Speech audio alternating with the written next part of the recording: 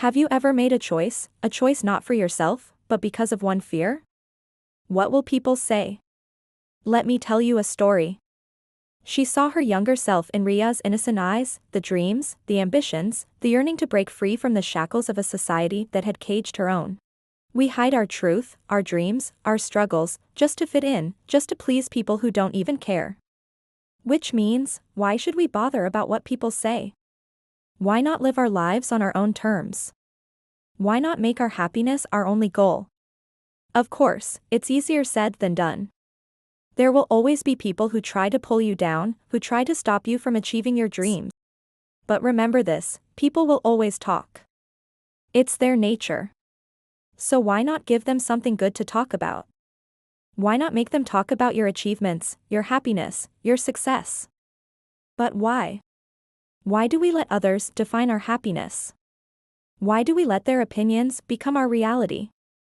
Think about it.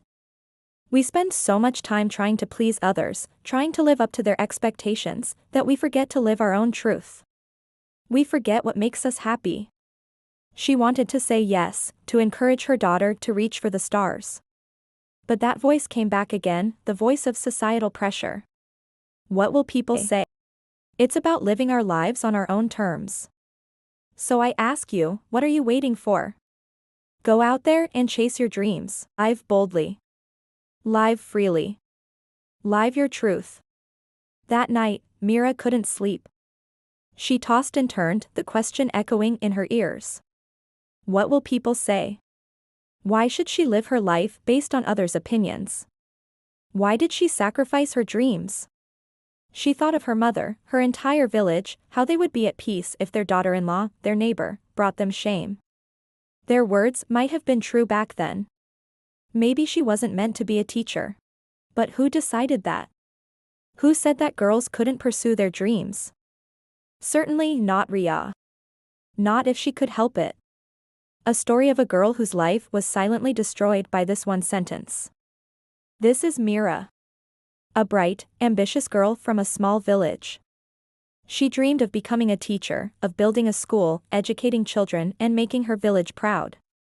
She worked hard, studied hard, hoping one day her name would shine bright, illuminating her village. But one day her mother overheard the neighbors talking. She's studying too much. Girls are meant for marriage, not books.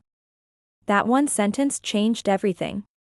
At just 19, Meera was married off, not because she was ready, but because her parents said, "What will people say if our daughter stays unmarried?" So Meera stayed silent.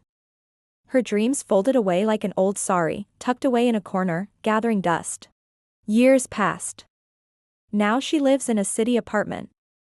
She cooks, cleans, does everything a good little girl is supposed to do. And hides her pain behind a smile. One day, her 10-year-old daughter, Ria, asked her, "Ma, can I be a scientist?" Meera froze. The next morning, Meera made a decision. She enrolled Ria in science coaching and herself in an online teacher's course. She began attending classes, learning new things, brushing up on her skills, all while hiding it from her husband. Each day, she felt a sense of fulfillment, of purpose. It was like she was finally living her life, however silently. She knew there would be questions, doubts, accusations, but she was ready.